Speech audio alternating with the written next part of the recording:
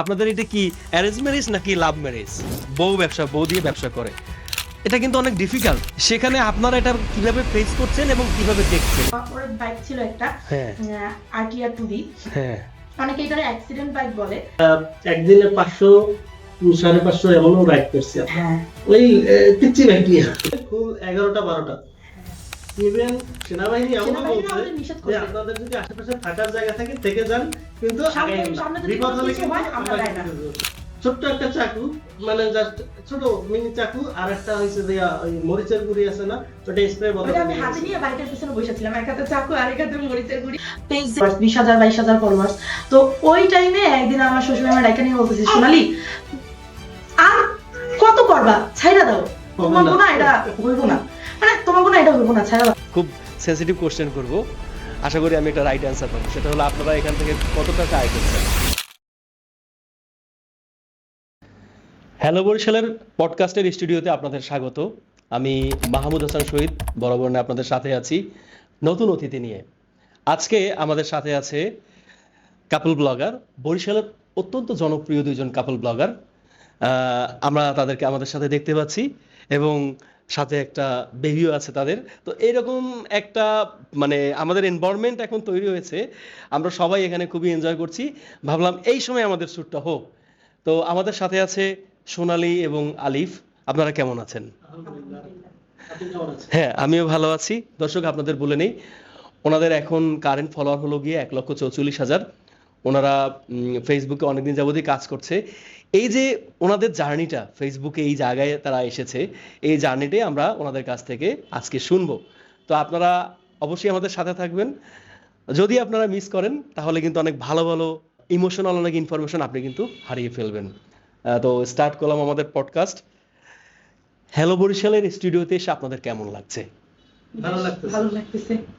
মানে আমরা খুবই লাইক, সবাই খুবই ব্যবহার ভালো প্রত্যেকের। আর আমরা আমাদের নিজেদের কথাগুলো বলার মতো একটা জায়গা পাইছি, তো আমরাও বলবো, তো ভালো লাগছে। Thank you. আমাদের আজকের গেস্টের যে জিনিসটা আমাদের সবচেয়ে ভালো লেগেছে, গেস্টকে যখন আমরা ইনভাইট করি সঙ্গে সঙ্গে তারা বলেছে হ্যাঁ আমরা এখানে আসতে চাই। তো আজকে আবার যখন আমরা ক্যাজুয়ালি নিজেরা ডিসকাশন করি তখন আবার বলছিল যে এইরকম একটা প্ল্যাটফর্ম বরিশালে দাঁড়ানো উচিত। সো ওনারাও হ্যাপি এবং এটা শুনে আমরাও খুবই হ্যাপি। আপনারা কবে থেকে শুরু করেছেন এই জার্নিটা? 2021, 21, 22, 23, 24, 25, 4 বছর, প্রায় 4-5 বছর। 4-5 বছর। তো এই যে ফেসবুক ছাড়া কি অন্য কোনো প্ল্যাটফর্ম আছে যেখানে আপনাদের এই ভিডিওগুলো যায়? হ্যাঁ, আমাদের ফেসবুক ছাড়া ইউটিউবে যায় আর টিকটকে যায়। টিকটকে যায়? কোনটার ফলোয়ার কেমন? আপাতত ফেসবুকই সব থেকে বেশি, হ্যাঁ, তারপরে টিকটক, তারপরে ইউটিউব। ওকে। তো এই যে টিকটকে দেয়া একটা জিনিসকে নিয়ে অনেকে কিন্তু কটূক্তি করে, আপনারা খেয়াল করেন যে টিকটকে টিকটকার বলে। তো এইটাকে আপনারা কিভাবে নেন? আসলে দেখেন, চ্যালেঞ্জ করছেন কিভাবে আপনারা এটাকে?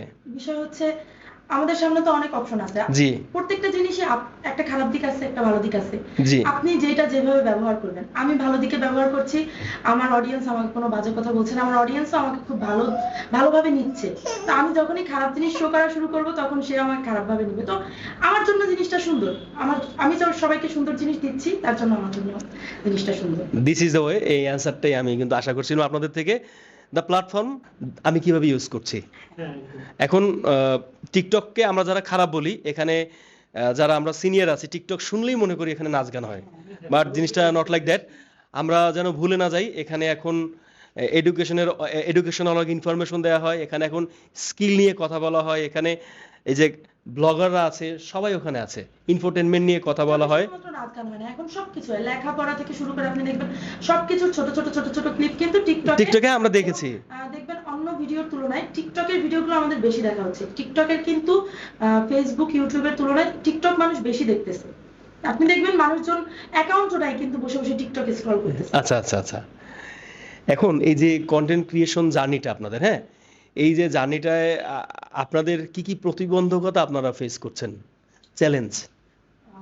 প্রতিবন্ধকতা ফেস করছি বলতে বর্তমানে বাচ্চাকে নিয়ে কষ্ট হয়ে যাচ্ছে, কারণ আমরা হ্যাঁ। যেহেতু দুজন মানুষ একা থাকি আমাদের। দুজন মানুষ থাকি। হ্যাঁ, তো আমরা যেহেতু ফ্যামিলির সাথে না, ফ্যামিলি দূরে থাকে, তো এই জন্য আমাদের খুব বর্তমানে বেবি একটু বড় হওয়ার পর থেকে হ্যাঁ। খুব কষ্ট হচ্ছে। যেমন দেখেন এখন আমি কথা বলতেছি, ও বাচ্চা সামলাচ্ছে, হ্যাঁ, একদম। কারণ বাচ্চা একদমই তো ঠান্ডা থাকবে না, ওর এই হ্যাঁ, বয়সটা, হ্যাঁ। এটাই স্বাভাবিক।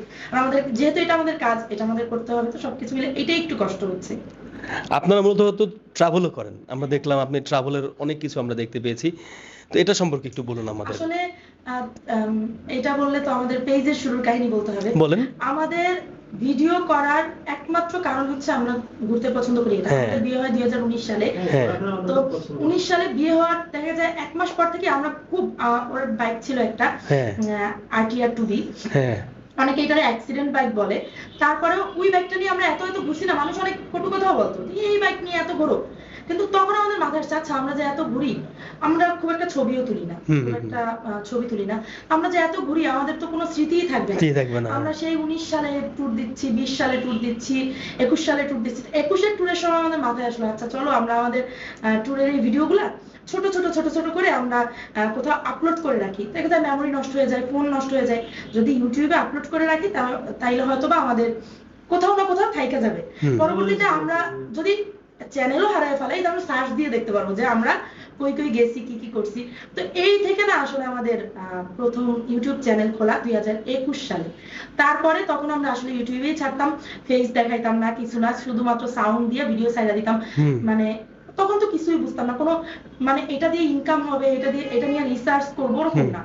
তো এরপরে আবার মাথায় আসলো যেহেতু ভিডিও ছাড়তেছেই, আরেকটু গুছিয়ে যদি ছাড়ি, বা যারা এটারে প্রফেশনাল ভাবে নেয় যদি ওইভাবে নেই, তাও তো করা যায়। যেহেতু আমরা ঘুরতেছি, আমরা খুব ঘুরতাম, আমরা দিন রাত একটানা বাইকে ঘুরতাম। মানে আজকে সকালে হয়তো 5টায় বরিশাল থেকে রওনা করছি, রাত্র 12টার সময় খাগড়াছড়িতে গিয়ে পৌঁছেছি, একটানা জার্নি করছি, রোদে পুড়ছি। মানে বাইকে থাকা অবস্থায় রোদে একবার পুড়লাম, এবার বৃষ্টিতে ভিজলাম, আবার রোদে পুড়লাম। আমার এখনো মনে আছে, মানে ওই এই বাইকটার তো আপনার হ্যালোজেন লাইট টিপ টিপ করে আলো। তাই আমরা সকালবেলা রওনা করছি লাহারহাট থেকে, তাই লাহারহাট ফেরিতে লেট করছে, তারপর আপনার ইলিশা মধুচন্দ্রে লেট হচ্ছে, আমার যাইতে যাইতে ফুল 11টা 12টা। ইভেন সেনাবাহিনী এমন বলছে যে আপনাদের যদি আশেপাশে থাকার জায়গা থাকে থেকে যান, কিন্তু বিপদ হলে কিন্তু আমরা করতে পারি। এটা বলেছে কোন জায়গায় বসে? এটা বলছে খাগড়াছড়ির দিকে। খাগড়াছড়ির আগে বুঝছেন। তাই পরে আর ওনাদের কথা তোয়াক্কা করিনি, আমরা দুজন মানুষই ছিলাম, খুব সাহসী ছিলাম তখন। এখন হয়তো সাহসটা কিছুটা কম, কিন্তু চলে গেছে। মানে আমরা ওইবার সম্পূর্ণ চাঁদের আলোতে গেছি, মানে আমাদের তো গাড়ির লাইটও ঠিকঠাক নাই।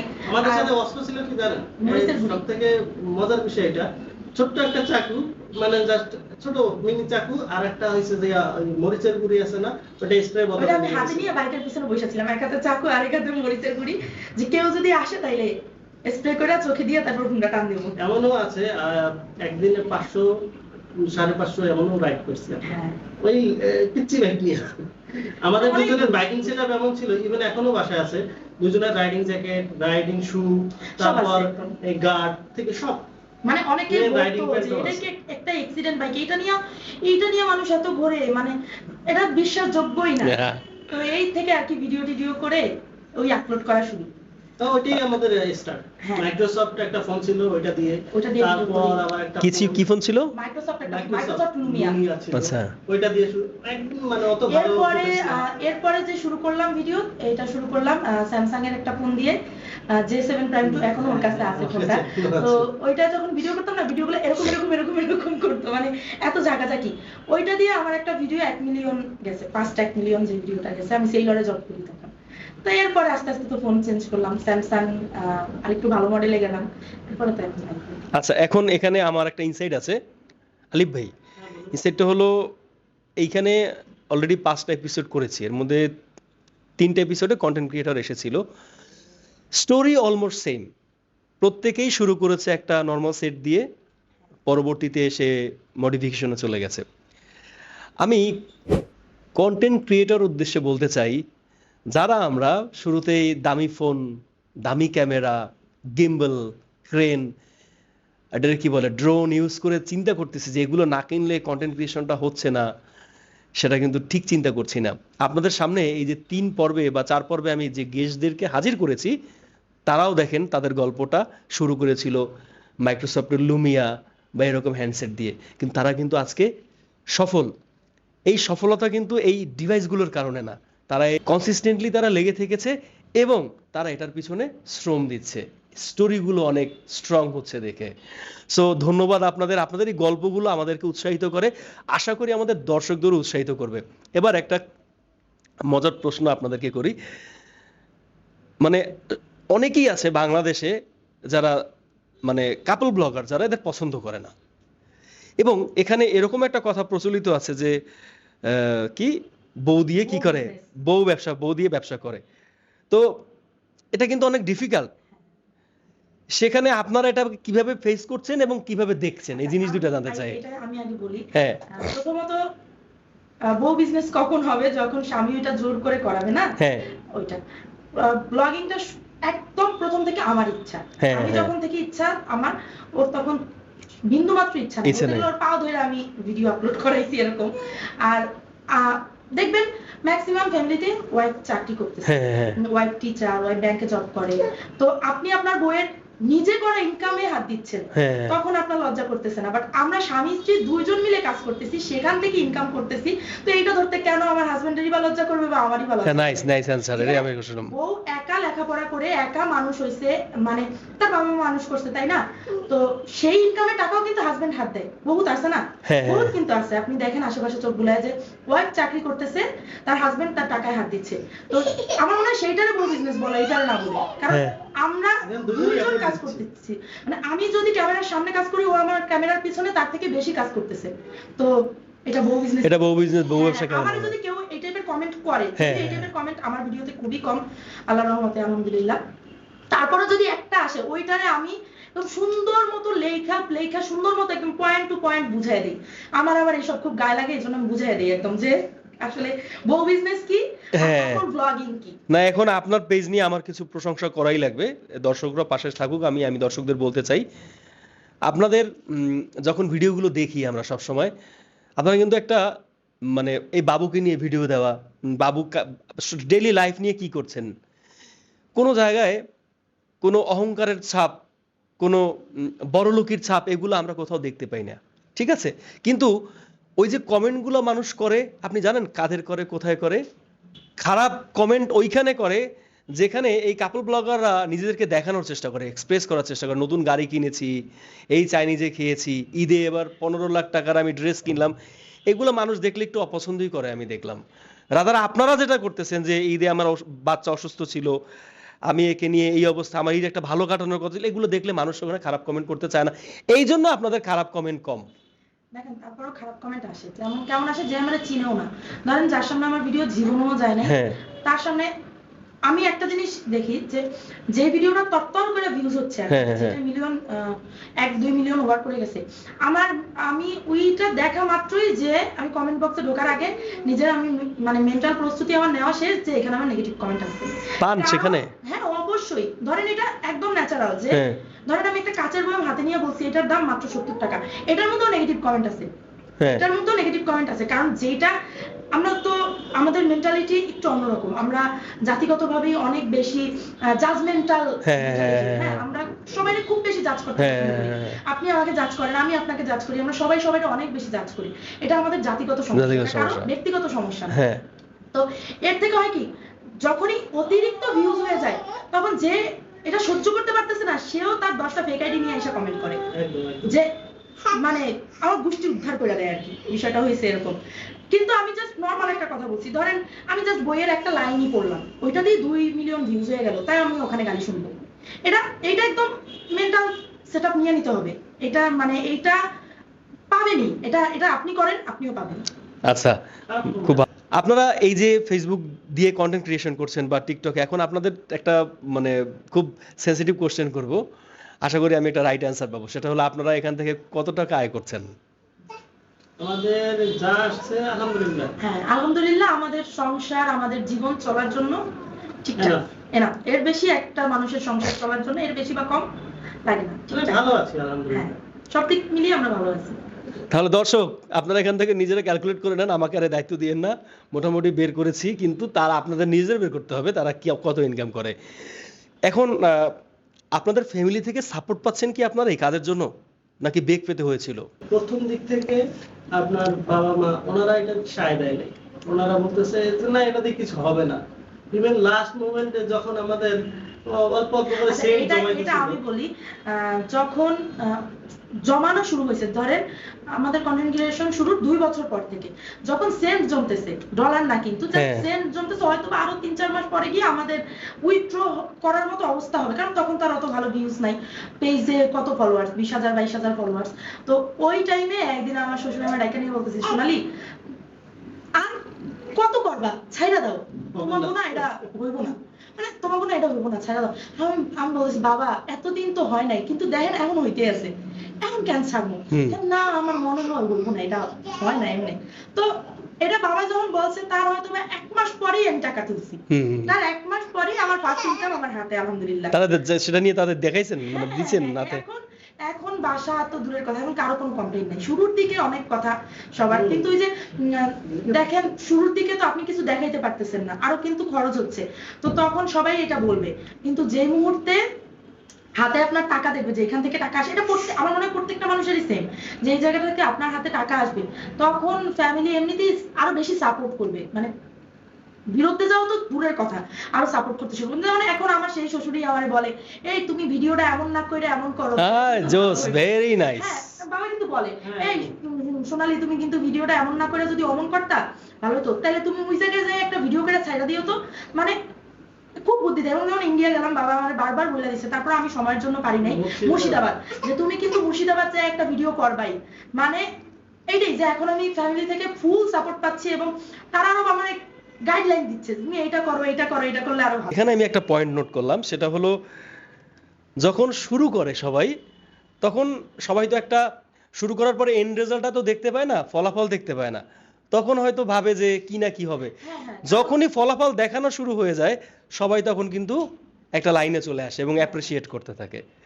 আমাদের জার্নিটায় আমাদের সাপোর্টিভ মানুষও ছিল, যেমন আমার শ্বশুর শাশুড়ি, ওনারা খুব সাপোর্টিভ ছিল। আমার শাশুড়ি খুব চাইতো যে আমরা এখান থেকে কিছু না কিছু একটা করি। হ্যাঁ, তো আমরা শুরু করি তো 2021 সালে। মানে শাশুড়ি কি এখন? এখন তো নাই, আমার মা 2022 ডিসেম্বরে মারা গেছে। ও সরি। তো আমার বাবা 21, আমার বাবা মারা যাওয়ার পরে মূলত এই কাজটা শুরু করি। তবে আমার যে ফ্যামিলি, মানে আমি যদি আমার বাবার কথা বলি, মানে আমি এটা কনফিডেন্সলি বলতে পারি যে এই কাজটা আমি আমার বাবার সামনে শুরু করলে সে আমার এক ফোঁটাও বাধা দিত না। মানে ছোটবেলা থেকে নাচ গান বা এইসব বিষয়ে, কোনো বাধা বা এগুলো আমি পাই নাই বাসা থেকে, বা ক্যামেরার সামনে আসবো, ব্লগিং করবো, এইসব বিষয় নিয়ে আমি আমার বাসা থেকে কোনো মানে বাধা পাইতাম না। তারপর আমার মা ছিল, আমার মা আমারে এমন ভাবে সাপোর্ট করতো বিষয়টা, যখন আমার 100-200 ফলোয়ার্স, সাবস্ক্রাইবার কত 20 জন 30 জন 50 জন এরকম সাবস্ক্রাইবার, তো তখন আমার মা আমার বলতো যে মানুষের ভিডিও পাঠাইতো, এই ওই এমন ভিডিও বানাই, তুই এমন পারস না? আরে ফ্যান্টাস্টিক। হ্যাঁ, তুই এমন করবি, আমি জানি একসময় তুই অনেক পারবি, তখন না আর আমার কষ্ট নাই। আবার মানে আমার মার ফেসবুক অ্যাকাউন্ট ছিল, তো আমার যে ভিডিওগুলো 100 200 300 500 এরকম ভিউজ হইতো, প্রত্যেকটা ভিডিও আমার মার ওয়ালে এরকমও আছে ডাবল শেয়ার, মানে শেয়ার করছে, একবার দেখছে আবার পরে যায় আবার শেয়ার করছে। আবার শুধু এরকম না, আমি এরকমও দেখছি যে ভিডিওগুলা তো সম্পূর্ণ দেখছে, তো কারো বাসায় গেছে, তার বোনের বাসায় বা কারো বাসায়, তো তখন পরিচিত কারোর সাথে যখন দেখা হয়েছে, এই দেখ সোনালি কি সুন্দর ভিডিও বানায়, এই দেখ সোনালি ভিডিওটা দেখ এত সুন্দর করে বানায়, মানে আমার মাঝে আমার কি পরিমাণ সাপোর্ট করতো। আমার মার সাপোর্টটা আমি খুব বেশি দিন পাই নাই। আবার আমার এই যে সাফল্য হওয়ার পরে, বা আমার যে ইনকামটা আমি যে উইথড্র করছি, বা আমি যে এখন আমাদের নিজেদের টাকায় আমরা ভালো মতো চলতে পারি, আমার দুঃখই একটা যে আমি আমার মায়ের দেখাইতে পারিনি যে আমি যে ফেসবুক থেকে উপার্জন করি, বা আমি নিজে উপার্জন করি, আমি আমার হাজবেন্ড আমরা দুইজন মিলে উপার্জন করি, এই জিনিসটা আমার মায়ের দেখাইতে পারিনি। আমার মা যদি এই জিনিসটা দেখতো, হয়তো এই পৃথিবীর সব খুশি একদিকে থাকতো আর মার খুশিটা আরেকদিকে থাকতো। সে দেখে নাই, কিন্তু সে খুব মানে তার মতো সাপোর্ট শুরুতে আমার কেউ করে নাই। এবং আমি যখন ফোন কিনি, আমার যখন এই যে বললাম 1 মিলিয়ন ভিউজ হয়েছে, একটা ছোট ফোন, ওইটার কোনো ভিডিও কোয়ালিটি নেই, তারপরে আমি একটা স্যামসাং এর একটা কি জানো S20 FE একটা ফোন কিনি, তো তখন আমার মা বেশ একটা ভালো সাপোর্ট করছে আমাকে যে তুমি ফোনটা কিনো, কারণ এটা তোমার দরকার।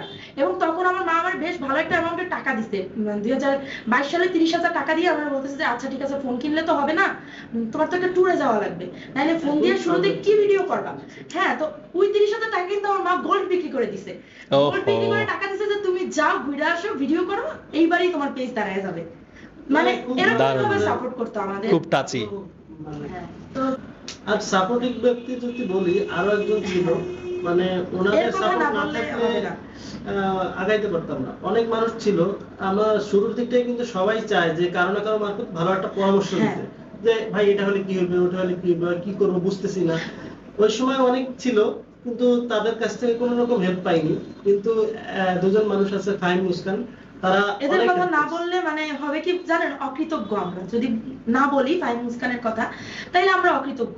কারণ দেখেন 5,000 ফলোয়ার্স এর একটা পেজ আর 1 মিলিয়ন ফলোয়ার্স এর একটা পেজ, তো যাদের 1 মিলিয়ন ফলোয়ার্স আছে তারা 5,000 ফলোয়ার্স এর একটা পেজের মানুষের নিঃস্বার্থভাবে, একদম নিঃস্বার্থভাবে দিনের পর দিন অ্যাডভাইস দিবে যেন তারা উপরে উঠতে পারে। তারা কিন্তু আমার পরিচিত না, রক্তের কেউ না।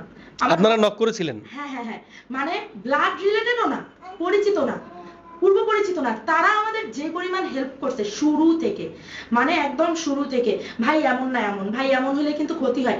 এমনও হয়েছে আমরা ভুল নিয়মে আপলোড করতেছি, ফোন দিয়েও বলছে যে এই মিয়া কি করেন এগুলা, ওর উপরে তো খুব রাগ হয়ে যায়, দূর মিয়া এ কি করেন, এরকম করতে পারেন না। আমারে এমন বলছে যে আপনি মিয়া কি করেন, আপনার ভিডিও করাই হয় না, ভিডিও করাই হয় না, আমরা আপনি দিয়ে পারি এভাবে না। করবেন, এভাবে করবেন। হ্যাঁ। মানে ভাই এতটা সাপোর্টিভ ছিল, মানে এখনো যদি আমরা ঢাকাতে যাই, যে কোনো রকম তো- সমস্যা হলে ভাই এটা সমস্যা, হয় না? এরকম না ওরকম করে। আচ্ছা আরেকটা কথা বলি, এখানে যেহেতু কথা আসছে, হয় কি অনেক সময় আমরা যারা বরিশালের মানুষ ঢাকাতে গিয়ে অনেক থাকার প্রবলেম হয় কোথায় থাকবো।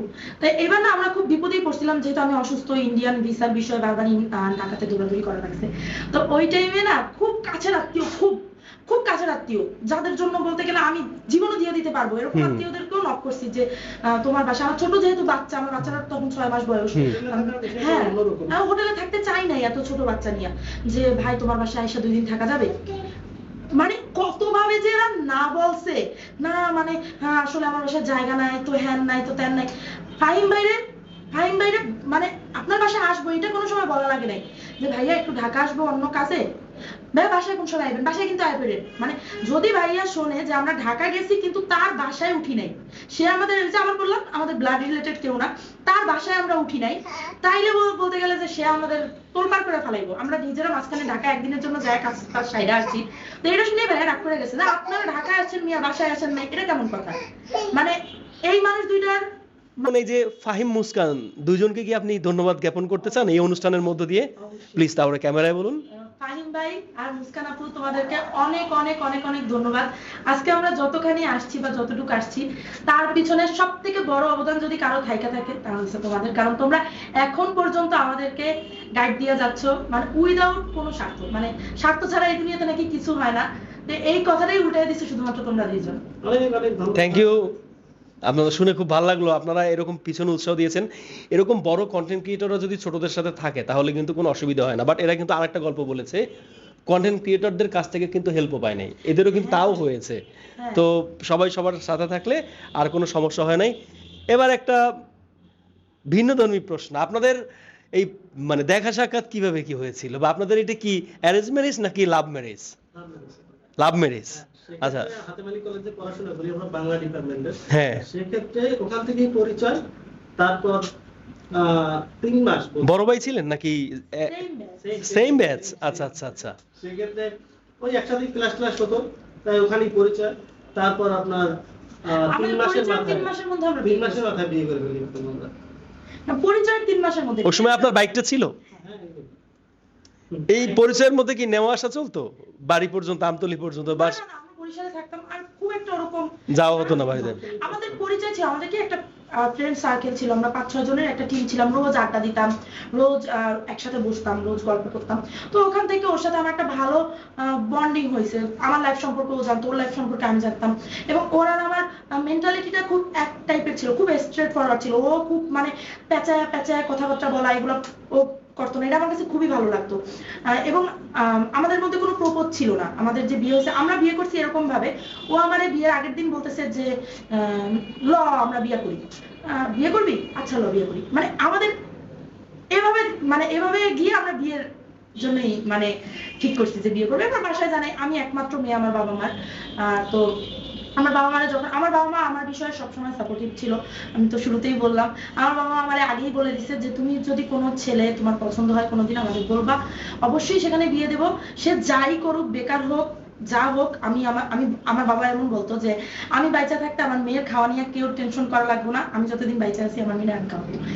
এটা সবসময় বলতো। এবং এটাই সে করছে। সে যতদিন বাইচা ছিল আমার খাওয়া দাওয়ার দায়িত্ব কারো কোনোদিন নিতে হয় নাই।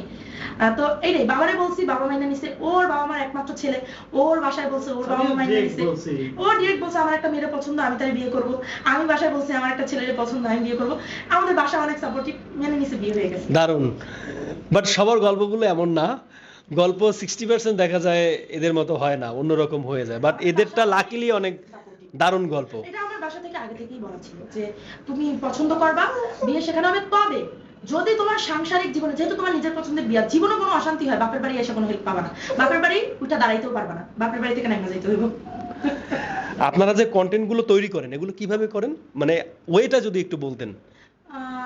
মাঝে মাঝে দেখা যায় যে যদি দুইজন ক্যামেরার মধ্যে দেখা যায়, আমরা তো অনেক মাঝে মাঝে ক্রিয়েটেড কন্টেন্ট করি ফানি টাইপের।